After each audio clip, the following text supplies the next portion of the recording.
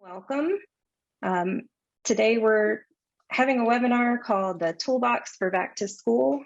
We are parents presenting here today, hopefully 2 parents, and we're just sharing some concrete tools and then some tips for Minnesota families who are raising students with disabilities.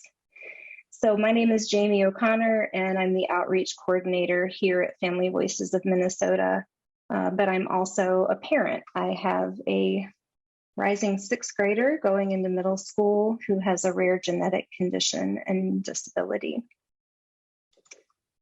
For those of you who are not familiar with Family Voices of Minnesota, we are a family-run nonprofit. We're the state affiliate of 2 national nonprofit organizations, Family Voices National and Parent to Parent USA. Like I said, we are parents supporting other parents of children who are raising children with disabilities. This slide is just talking about some of the ways that we do that. We do that one-to-one with other parents. We have parent support navigators and volunteers.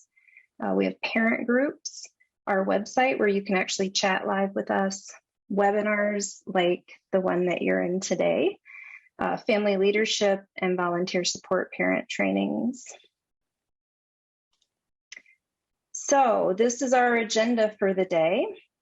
We're going to start off with tips for communicating with school staff, then briefly talk about the All About Me or Snapshot tool, it's sometimes called, an emergency information form, and then the Charting the Life Course Trajectory tool is where we will be spending the largest amount of time. Again, if you'll stay on mute just for the sake of our recording, put questions in the chat and save them for the end when you can unmute. If you have specific school issues, I encourage you to reach out to us outside of this webinar because we have very savvy parents in our network, both on staff and as volunteers, who can talk through specific issues with you. So again, welcome. Oh, I also wanted to add that you will receive via email a resource list with links and fillable and printable versions of the tools that we're discussing today, as well as a couple of helpful links. All right, Joel, will you give me the go-ahead? Is everything going okay with getting everyone entered? Can we go in? Yes. Yep, everyone is good. So one of the reasons that we as parents were talking about sharing this information today was just because of all of the anxiety and big feelings that can come up when our students with disabilities are returning to school. So feelings that are coming up for them and then us as their parents and advocates. So I'm hoping that some of the parents who are on, or all of you, will feel free to share in the chat just some words and phrases that come up when you are thinking about and preparing for your child's return to school, whatever that looks like for you. I know in my family, with my daughter going into middle school, there's a lot of anxiety, but I'm also feeling very proud to see her developing into a young woman. And I don't see anything coming up in the chat, but please put it in there so you can share with us. And the last thing I wanted to say was we know as families that there's often a disconnect between what happens at school and what happens at home. And part of the reason we're here to talk about communication today is because of that disconnect. What are the concrete ways that we can impact that? So we're holding space. Thank you.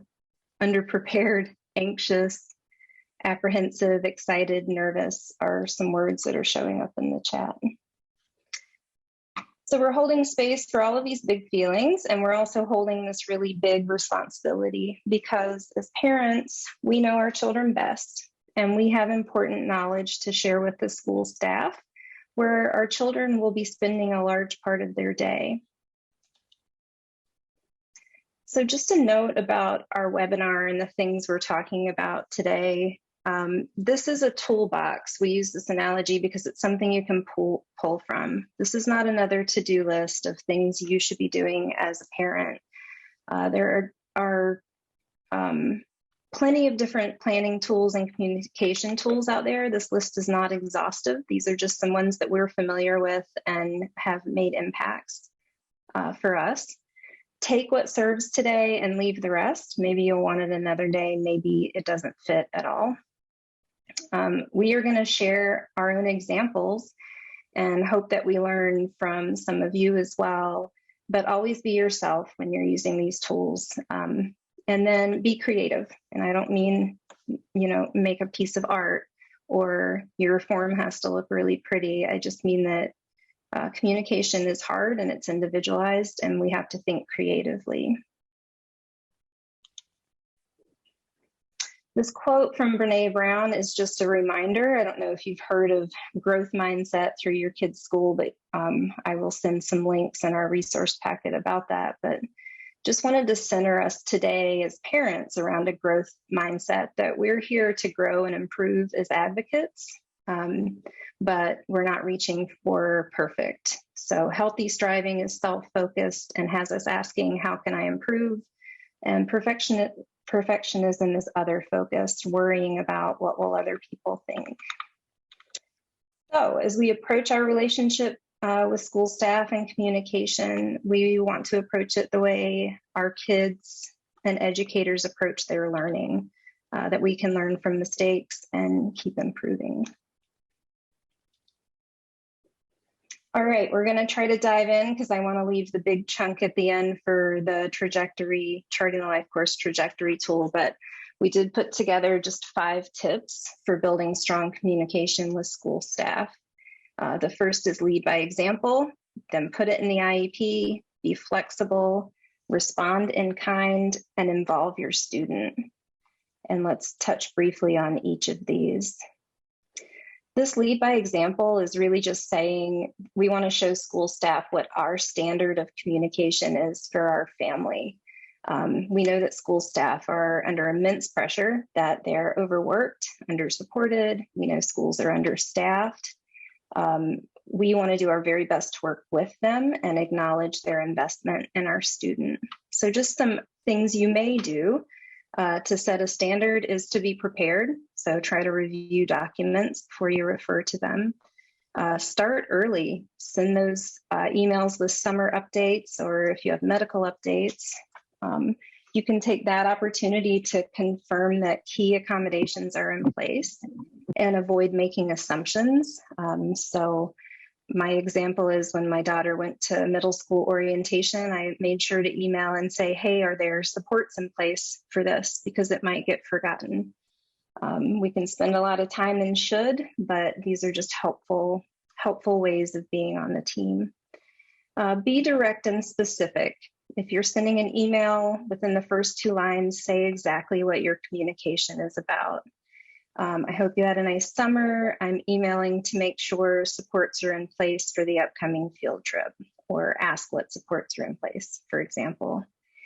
And then my mentor and boss loves to remind me when I'm sharing a positive interaction or story to make sure that we report that back. So highlight the positive. Put it in the IEP. If a school is saying communication is important to them and they'll do it, then it needs to be written into the IEP. Many of our kids, depending on age and stage and how they communicate, absolutely require assistance to report back to home about what they're learning, how their day went. You can be really specific when you ask for this as an accommodation about how often the school will be communicating with you, what information they'll share, who's going to do the communicating, and how the student will participate.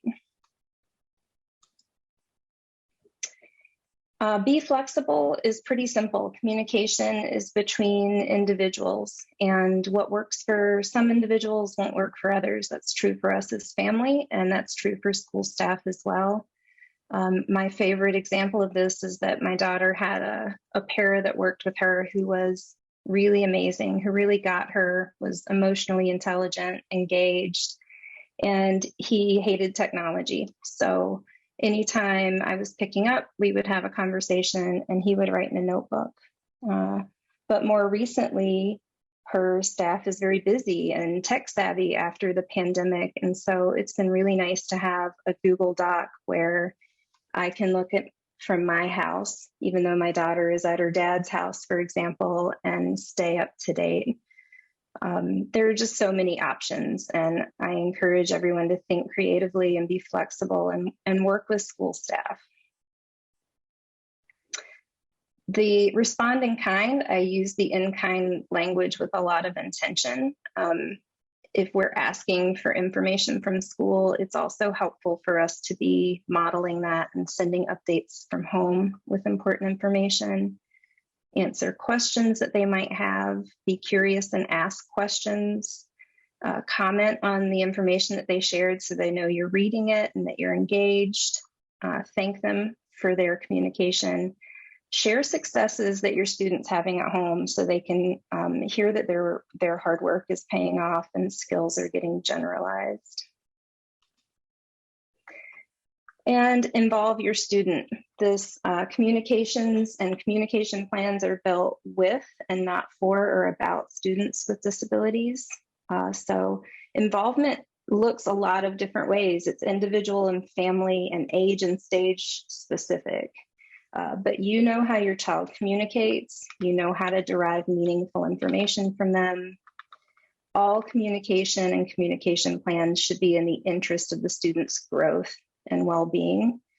I'm not a big fan of those sheets that say I either had a good day or a bad day. You know, how about what did I learn today? What mistake did I learn from? Or what made me happy today? So building self-esteem as a learner. This being creative piece, really thinking about how students can start to report on their own.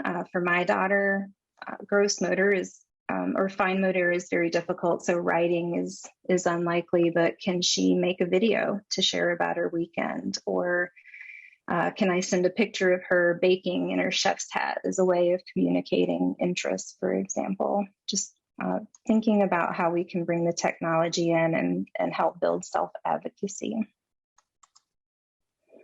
All right, I flew through a lot, and I'm hoping that some of our parents who are on will take a few minutes to share with all of us some examples of what's worked well when you're trying to communicate with your child's school. Could sound a lot like something that we just shared, or could be something completely new.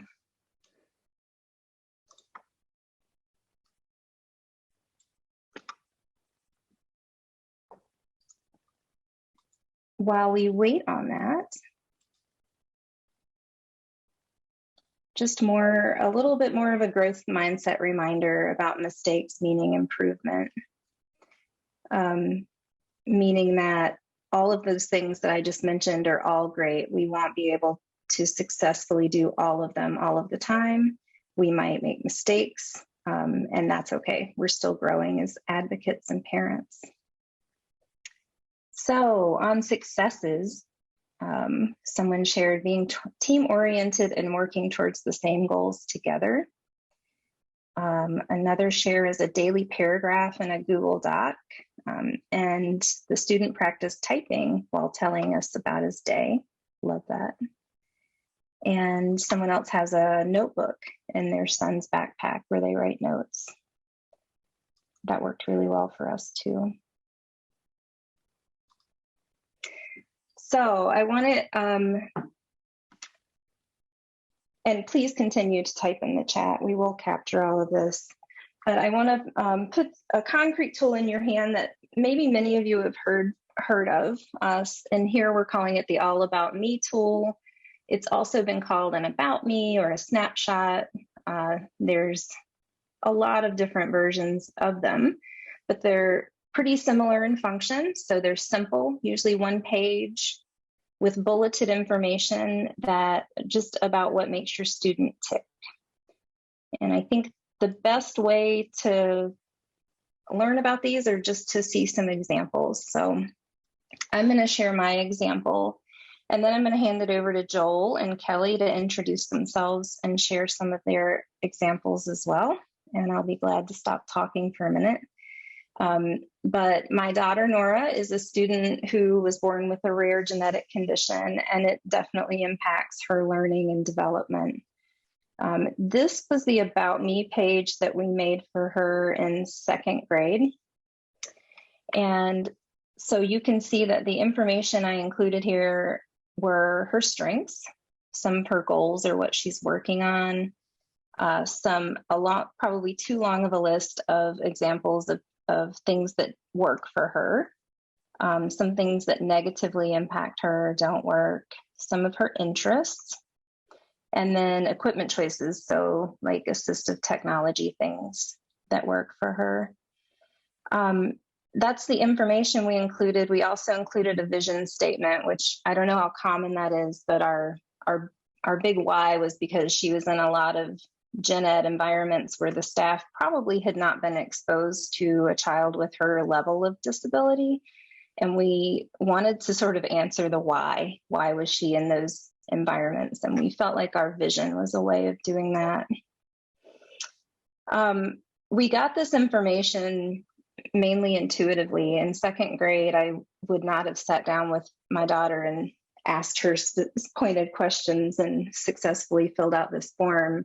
But obviously, I spent a ton of time with her and knew her really well, and feel like I did an okay job of reporting for her. And then we shared this form with everybody, from the office staff to the school nurse to teachers. We shared this with the janitor because my daughter loves lawnmowers, and we knew that she would engage with him, and this would probably answer some questions for him. They ended up with a really special relationship. And before she left that school, he bought her a little mini version of his lawnmower. In terms of the reactions that we get handing this out, it's primarily positive. Most staff and educators love brief information that helps them build a relationship with students. Of course, occasionally people put it in their back pocket and they're not as excited as we want them to be. That happens too, but overwhelmingly, the majority of responses are engagement and interest. So I'm going to hand it over to Joel to share his All About Me with Bennett. And our share, Joel, is please introduce yourself and your family, and then talk to us about what you included in your All About Me, how you got your information, who you shared it with, and maybe some of the impacts. Yeah, sure. This is the All About Me. I am Joel. I am the Family Voices. We just kind of refer to me as the Family Voices dad. But I am in the fortunate position where I get to be the primary person who sort of helps Bennett on a day-to-day basis. So this is the All About Me that I created for him, and I'm currently modifying it as we get closer to the school year here and everything that has happened over the summer. But this is I wanted to capture just like Jamie's. My son has a rare genetic disability. In fact, the exact same genetic disability that Jamie's daughter has, which is why you might see a lot of the same words here in terms of some of their challenges. But I wanted to make sure that I really highlighted his strengths and the things that he loves, so that could possibly be a way in for his instructors to be able to help him understand whether it be a math problem or a science concept. He has a difficult time understanding large concept items. It's very common with his disability. And so this yeah, this allows this allows any of his teachers to understand, and allows him to be able to communicate with the things that he loves, and not just, they won't seem like complete non sequiturs to his teachers, and frankly to other students, as they get to know him.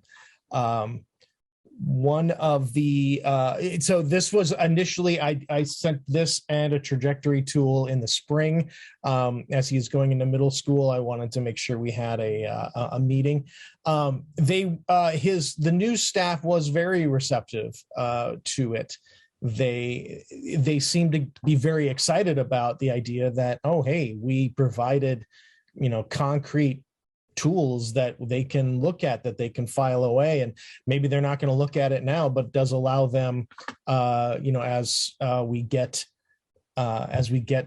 closer to the school year, they may be able to review them again, which I will hopefully encourage them to review them again as I send them out in an email this afternoon. So this is, and I formatted it like this. I wanted to use yellow. Yellow is my son's favorite color. That way it's something that he can engage with. He gets excited when he sees this. So it's so this is his about me. I don't think that there's anything else that I can share. We have a question in here: share these documents with peers, or what do you do for supporting friendships? Ooh, that's a whole nother webinar. And I have some ideas. I'm wondering if we can save that to the end. Yeah, I think that's a great idea. Let Kelly share. But yeah, I do have some ideas. Idea. So I will turn it over to Kelly. Kelly, welcome. Introduce yourselves and share Trent's All About Me.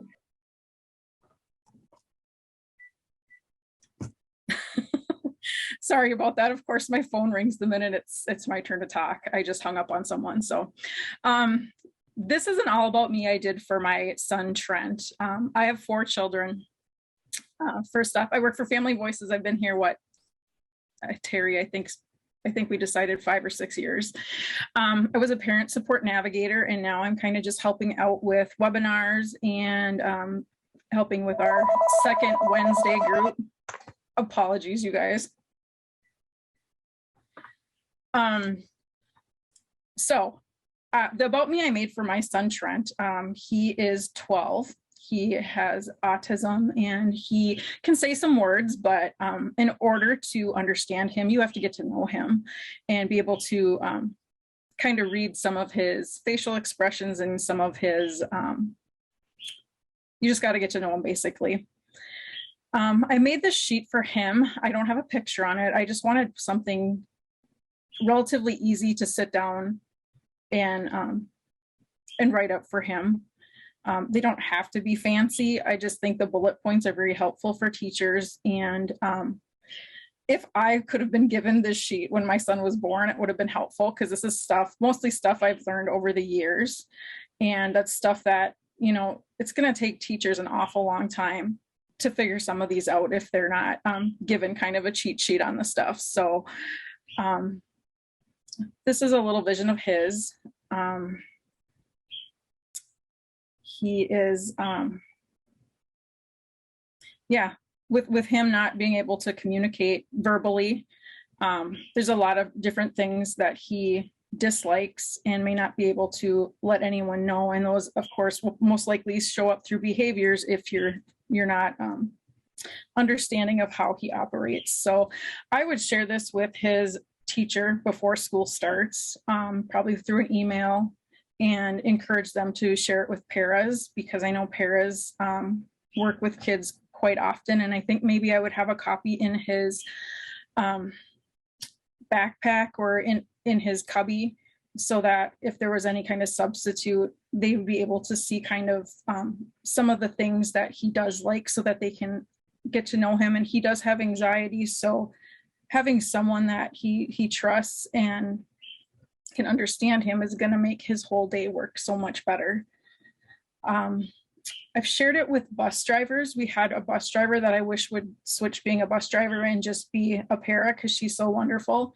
But I'll share some stuff with them because it's a long ride to and from school. And I had one bus driver that told me, he doesn't say much. And I'm like, no, he doesn't. But he got to know him over the years, and he knows some of the stuff he likes and doesn't like. And giving them this information is also helpful. Jamie, do you want to go ahead and share the next one? The next All About Me is from a friend of mine who on the left side is her son, Bryce, at age 4. And this was the About Me that she gave to her pre-K teacher. And as the kiddos age, some of the things that he's struggling with change up. But being able to show what works for him, interest, so that you're able to kind of form that bond or build that bond, just knowing what he does like.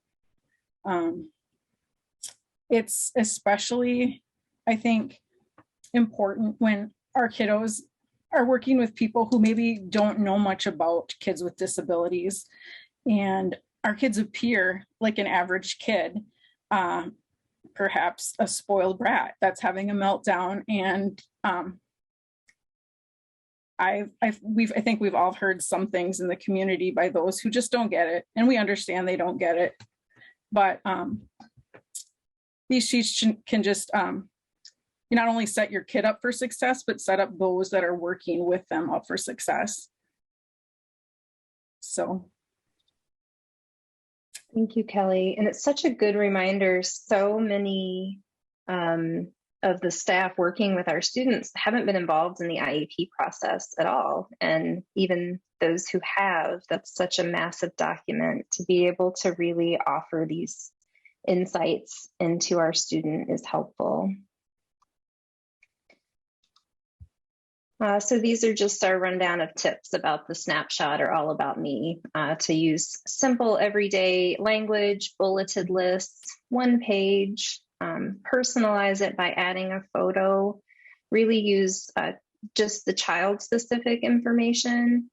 As whatever this looks like for you and your student, it should be student-led, especially as they are getting older and building in their self-advocacy, to really determine how much they want to share and who they want to share it with. And then keep in mind that you can email this as a PDF, or you can print some copies, and really think about who in your individual circumstance needs a copy of this. Lisa asked, how have you been able to influence the sharing with paras and or even put in a cubby? And Kelly, do you want to respond to that? I have some ideas as well. Unmute myself first. For his cubby, we laminated it and put it inside his cubby. And we let his teachers know that we do want it shared with paras and anyone that works with him. And so bringing extra copies with when you do meet the teacher is probably a good idea, but giving them permission to share them. I would love for the para that's working one-on-one with my kiddo most of the day to know as much as possible about him, so that he does feel comfortable and can get as much out of learning as possible. Mm-hmm. Lisa, the other thing I'll mention is that I've had success getting the email address for paras that are working even temporarily with my kiddo, and I tend to keep a spreadsheet of sort of a master list when there's something more general like this that goes out to her team. It's not necessarily the IEP team, just the team that is in the school. So I've had some success with electronic communications with them. So I'm excited to get to the Charting the Life Course Trajectory tool, but those of us who have kids who are medically complex may want a reminder that this exists, an emergency information form that is essentially a personal health record that can be given to emergency staff in the off chance that your child while at school is involved in an emergency or a crisis. This form was developed by the American Academy of Pediatrics alongside the American College of Emergency Physicians. Excuse me while This is what this form looks like. This is just a blank version, obviously, and it includes diagnoses, medications, allergies, anything important that emergency medical services staff would need to know to offer your child medical care in an urgent or emergent situation. I print copies of these that can physically be handed to emergency medical services staff, and I keep them at home as well, because emergencies and crises are not the time to be listing off your child's diagnoses and potential issues, but you can also use this electronically. So just a couple of tips regarding this. This form was intended to be filled out with the child's physician. And so I think that's important to say that your child's physician is going to know the correct language to use and is going to be able to help you think through this together and hopefully get a very complete version. But you can also fill it out on your own using your child's diagnoses, medication lists, allergies. So don't feel like you can't access it without that appointment. And then just be really mindful. This contains personal medical information. This is not the one you're handing out to the janitor. This goes to the school nurse. We've also put it in the hands of paraprofessionals that are working with my daughter off-site. So if they're supporting her on a field trip or in summer childcare, it's in their backpack. We have thankfully never needed to use it, but I'm very glad that it exists. So as a reminder, because I see this message in the chat, we will be sending out a list with links and or PDFs of all of these forms that will be fillable and printable, along with a couple of other links. All right, with that, I'm going to hand it over to my colleague, Kelly, to just give us an overview of what this trajectory, Charting the Life Course trajectory tool is for anyone who's not familiar. And then we'll all do some sharing of our experience using this tool. Kelly?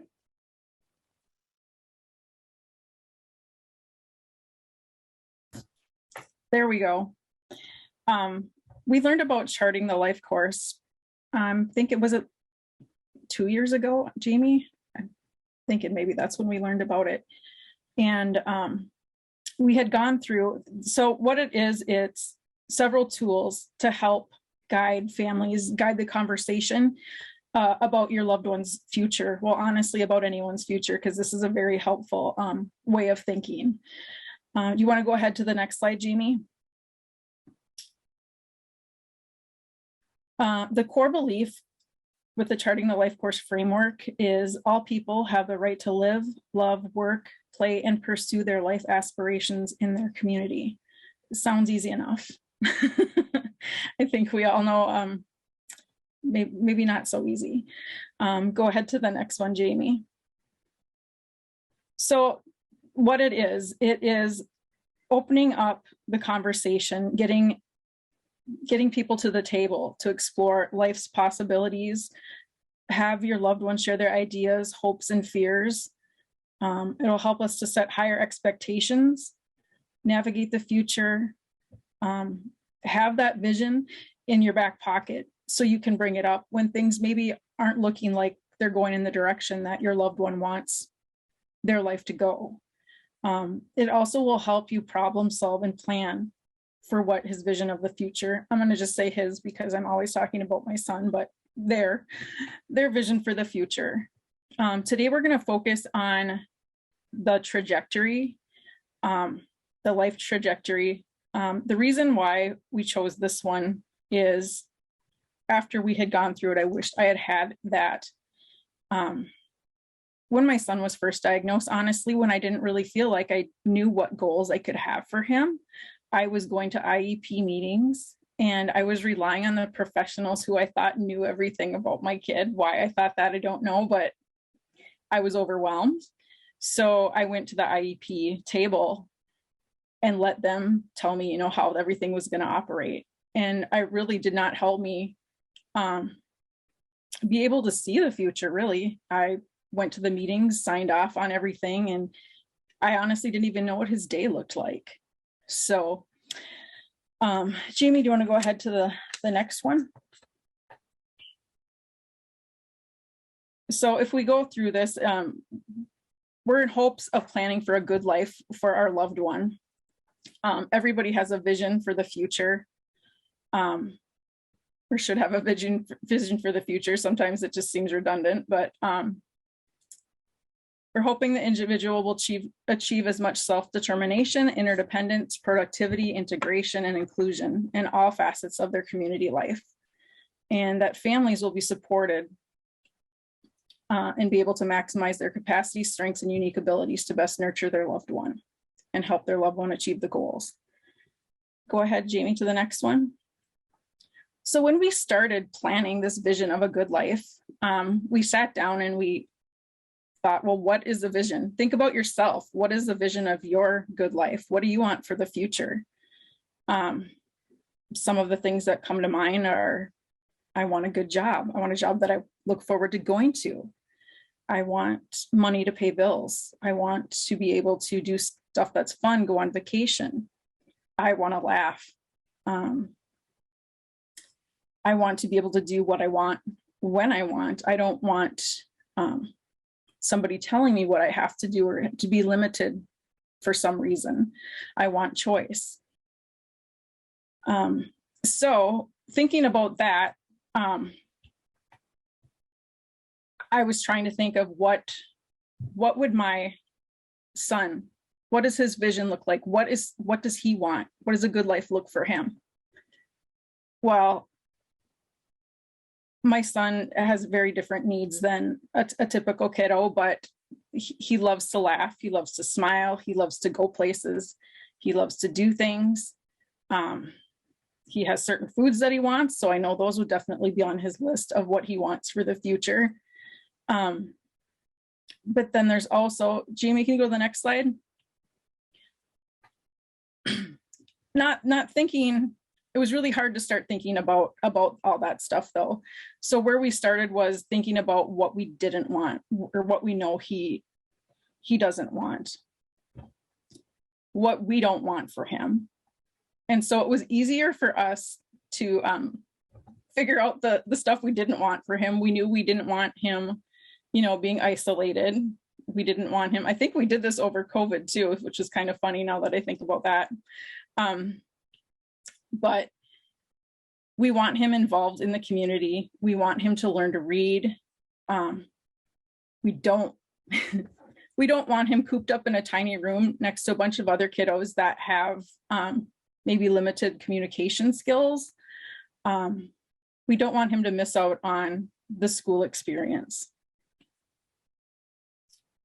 So, Jamie, am I missing anything here? I'm missing my mute button. Yeah, I just think, when we were learning about the trajectory, I actually liked starting with what I don't want. It let me get all my fears and concerns out, and then feel free to dream more about what we do want. Yeah, so knowing what we do want and what we don't want and what we do want is going to help us be able to relay to his team what we foresee his life being like. We'll obviously visit this as he ages, but going to the table with what your vision for his life is, or if he's able to communicate and give his 2 cents, what they want, bringing that to the table and showing them that these are our hopes and dreams, or my son's hopes and dreams for the future. So let's work on making his trajectory work towards those goals and not necessarily towards the stuff we don't want for him. Putting him in a closed classroom for 95% of the day is not going to help him meet the vision that he has of, you know, getting a job or being out in the community. So bringing that to the table can help maybe redirect the some of the goals that are being brought up. Having this kind of puts the ball in your court. It feels like you are part of the team and you're bringing this to the table and you know your child best. So what better way than to bring this and show them what his future, what he wants his future to look like.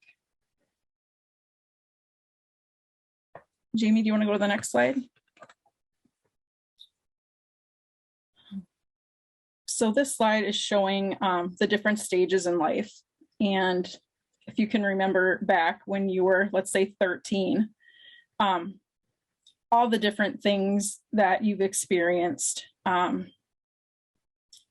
maybe volunteering places or getting a job, babysitting. Usually babysitting was the thing to do when you're 13. But all of those experiences help towards your future. It helps you down the path. For me, babysitting let me know I wanted a real job. I didn't want to be watching cartoons and playing outside on playground equipment my whole life. Fast forward, I have 4 kids, so that didn't really work out for me. But having a job is giving them, they're learning about money, using money. A lot of times they'll ask your kid, you know, they'll ask you for something, you'll say, well, you're working now, why don't you spend your own money? And they'll say, well, it's not really that important to me that I spend my own money. Well, there you go. So everything happening, all the experiences do contribute towards that vision of a good life and help to change the trajectory when needed. We use this when we first, go ahead, Jamie, go to the next one. Yeah, well, here it shows chores, allowance, dating, heartaches, all the different things that happen in life. Making mistakes is one of them. That's just part of learning. And our kiddos should be able to make mistakes. They should be able to do something and have it backfire and not be held, you know, not be held back from trying something else. Everybody learns from their mistakes. Well, most people do. So Jamie, want to go ahead to the next one? So all those experiences contribute to what we want. Friends, family, enough money. And then there's also the ones that we don't want. If I had an experience, sorry, I lost my train of thought.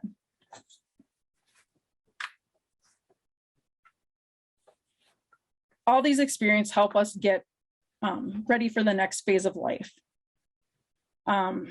Something that is a problem I shouldn't say problem, a challenge at the age of 5 may not be a problem at the age of 13. We may need to change the trajectory. Maybe your kiddo,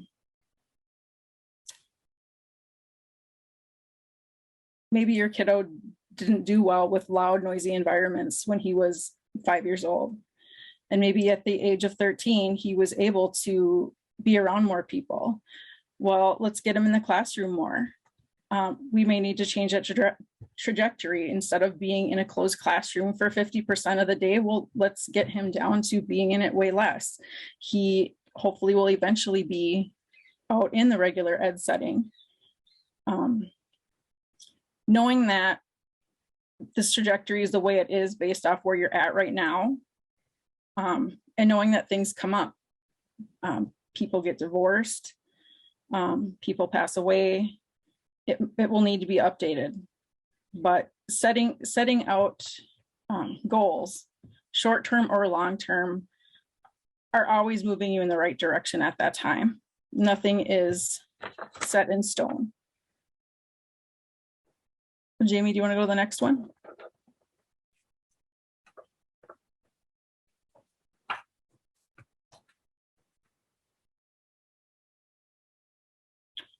So people need to be allowed to take risks. It's part of the life experiences. We all have the right to fail at those activities. Let's say a kiddo maybe has anxiety and decides that he really likes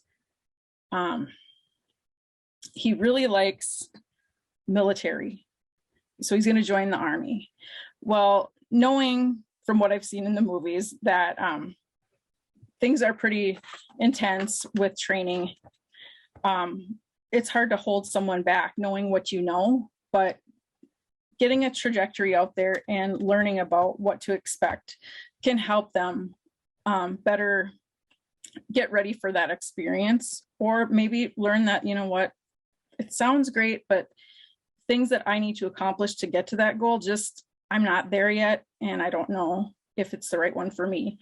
But allowing that person to try that, because everybody deserves to take a shot at what they believe they want for the future.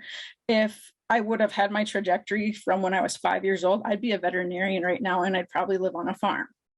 But unfortunately, lots of things changed. So I did not end up being a veterinarian, which is a good thing, because the sight of blood and me don't go over well.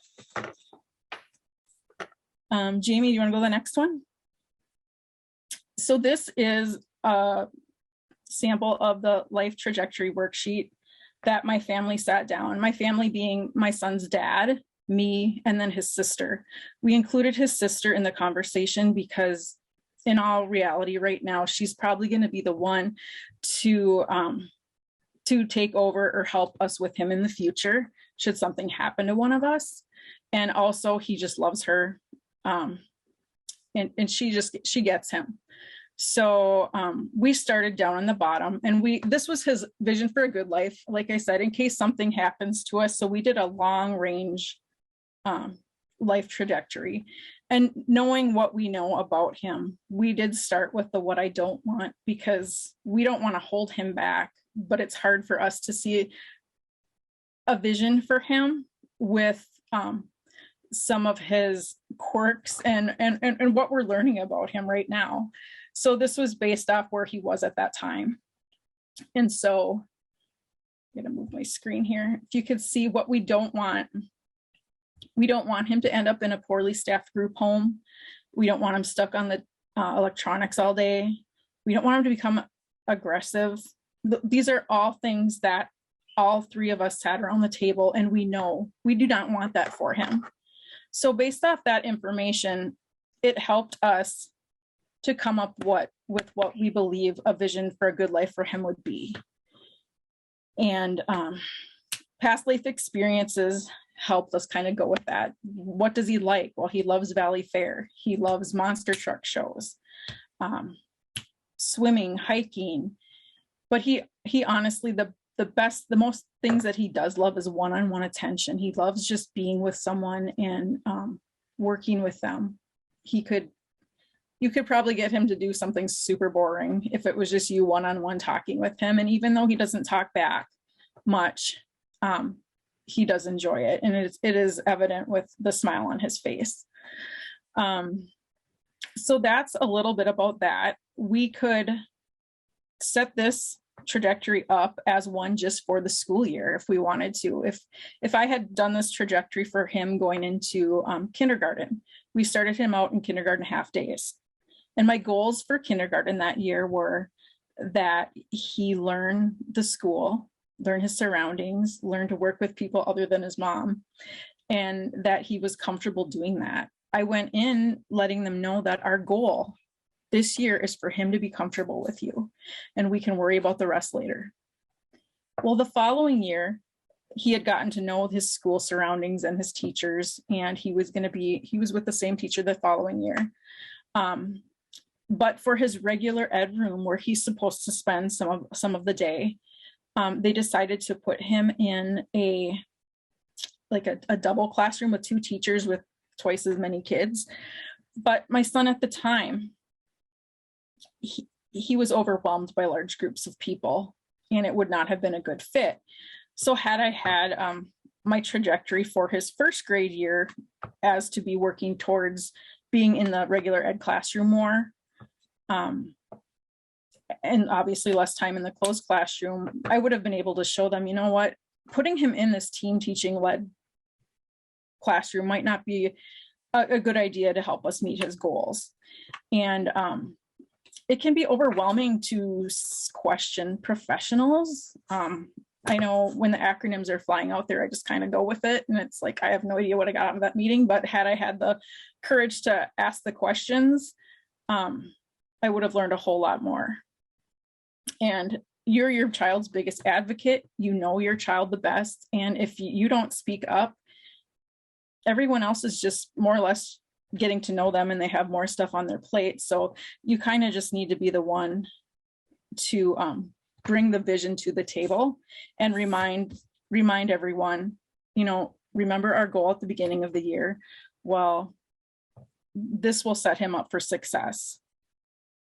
So I think it just would really help you at an IEP meeting, or anyway, any time in general when you're feeling like we're just, you know, treading water. There's really no goal here.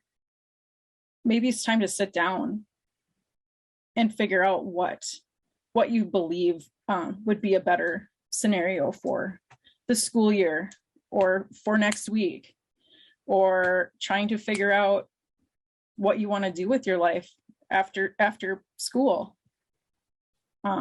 Not sure what you want to do. There's just so many ways you can use this for yourself, not just for your child with disability, but I think just bringing this to the table gives you what you need to show that your child is just that. They're a child. They're more than a bunch of deficits on paper. They're more than just these little goals. They're a human and they are wanting to live their best life. And this is what we've came up with for now. And let's continue to work towards that. Jamie, did you want to share the next one? I'm not sure if you're next or if Joel's next.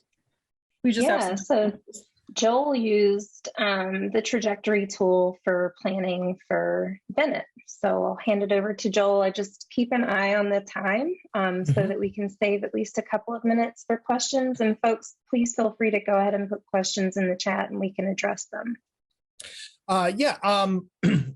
Kelly really got into the guts of the trajectory tool, and so I just want to share this trajectory tool that I did for my son. I actually did sort of primarily him filling it out over the course of several conversations over the course of several weeks.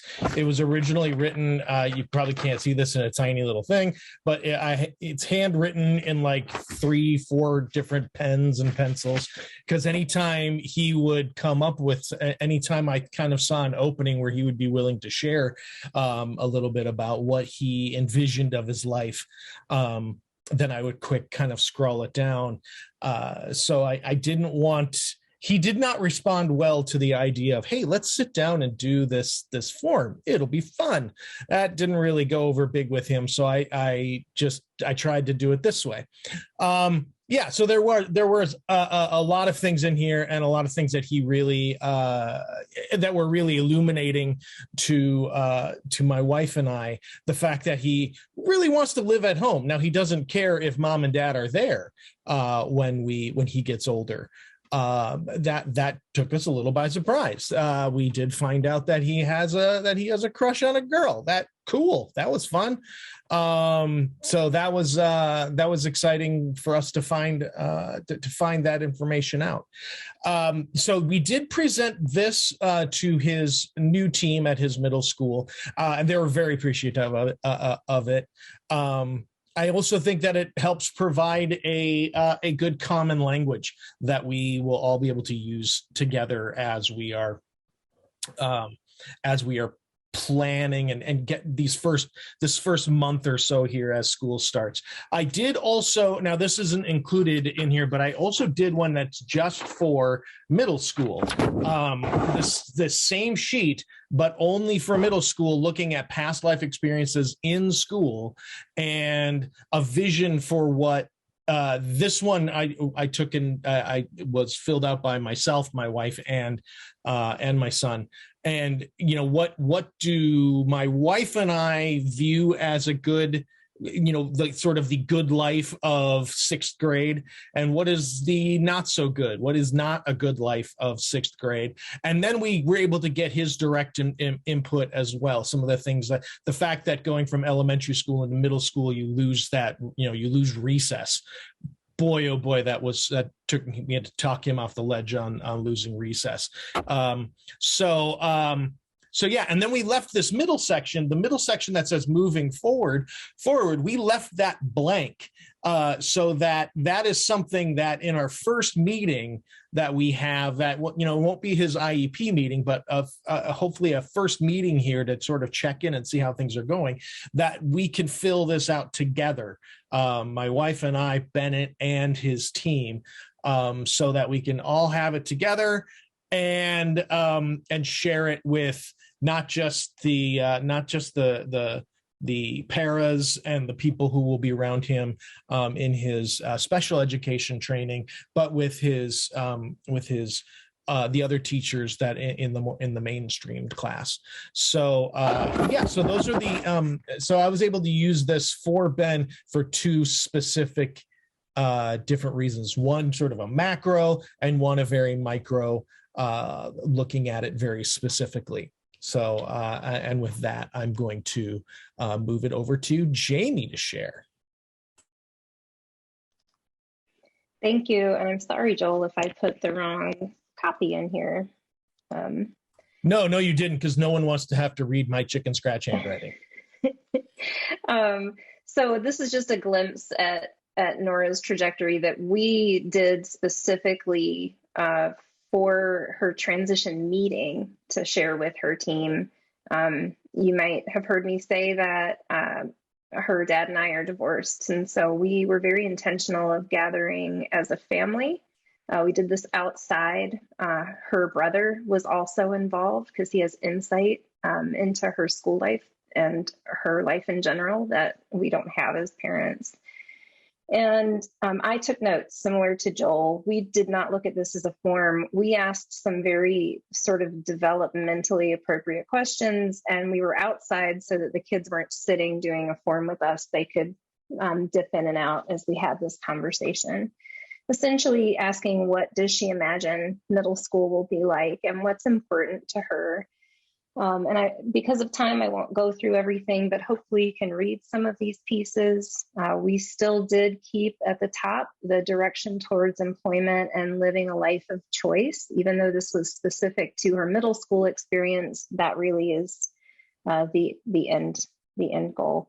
So we shared this about a week prior to the meeting with her entire IEP team, including the elementary school team and the middle school team, to really guide our conversation about how we were going to get started and what information she was going to have to gather. We got a fantastic reception from this, and it was referred to from the school staff during the meeting, which was really helpful. I had a peer, another parent, say to me one time, it's hard for the school to argue with your child's vision. And I have found that to be true, even though we don't always get a great reception when we share things. We absolutely did for this. So I put this on here because I just want to say thank you. I see all of you, you're showing up. This is a really tough journey. We don't always get the cooperation that we would like. The education system can be very hard to navigate, and it takes a ton of work. So I see you showing up, trying to improve your advocacy skills for your children, and that means so much. Like, I want everyone to know that just showing up today was enough. Don't feel like you have to do all of these things, but they're available to you. So we are out of time. However, I wanted to refer back to Candy's question about peers for anyone who wants to hang on for a second. And if any other parents want to put ideas for that in the chat. But Candy was asking if we share this all about me with peers, and I personally have not done that. My daughter has allowed us to do a disability-specific presentation in her school to her peers. And then we also printed these little cards that have a little bit of information about her disability that essentially they say, you have a friend with Williams syndrome. And that's more of stuff that we give to peers because we can do that with a lollipop or a toy and let them guide the questions that they have. So that's one of my ideas for sharing information, or a couple of ideas for sharing information with peers. I think the All About Me could be helpful, but I doubt kids, or at least younger kids, are going to engage with that that type of list. I want to quick chime in here and just say to anyone who does need to leave now that we're at the top of the hour, this Q&A section will also be on the recording, and this recording will eventually be available on the Family Voices website and on the Family Voices YouTube channel. So, so if you do feel, if you do have to leave, you can always come back and catch the end later. I think we are getting lots of people jumping off, but I will just say that Terry mentioned you can use these outside of school too, and that's a really good reminder. She says she uses this with her PCA and group leaders. I want, since we're people are jumping off and until the next question comes in, going back to with the sharing the whether it's sharing these documents, sharing, like you said, Jamie, you know, like a little card or something to introduce to peers the idea of that they have a classmate with that learns differently with some different challenges. I just recently attended the Williams Syndrome Convention, and that was something that we there was one of the sessions about the intentionality that needs to happen in order to help, as the instructor put it, to gain friendship equity, you know, earning that equity and earning that that social equity that you can get in order to help you not just have a friend, but to maintain a friendship and hopefully have that slightly deeper, a deeper friendship. And it's things like it's the intentionality behind it of giving whether it's giving a card, you know, if your child is comfortable talking as a self-advocate, saying, oh, well, you know, even if it's just, yeah, I have Williams syndrome, or yeah, I have, if they are verbal, being able to articulate what it is that they have and say, yes, I learned differently because my brain works differently. So we have a question here from Kelly. If you feel any concrete support accommodations have been provided because of the sharing. Curious if you feel any concrete. Yeah, I mean, Kelly, I apologize. And if you want to come off mute, you certainly can. Feel any concrete support accommodations have been provided because of the sharing. I'm still getting mine set up. These do seem to have helped it coming out of the spring transition meeting. Just so you know, there was talk of you know, of our son's reading. His reading level has really improved, and so there was some, you know, after looking at one of these, looking at his trajectory tool and discovering his love of reading. Well, the teachers are like, oh, okay, so he is really getting into reading. Well, then we were thinking about, you know, this type of setting for his reading, but I think maybe we should be looking at more of a mainstream setting for his reading, and we'll go from there. So yeah, I mean, that is one, you know, concrete, but these are things that obviously will have to get into his IEP. You know, these forms help the discussion, but then it's what is actually going to get put in the IEP. So that's really encouraging. Helps. Yeah, very encouraging, Joel. Okay, great.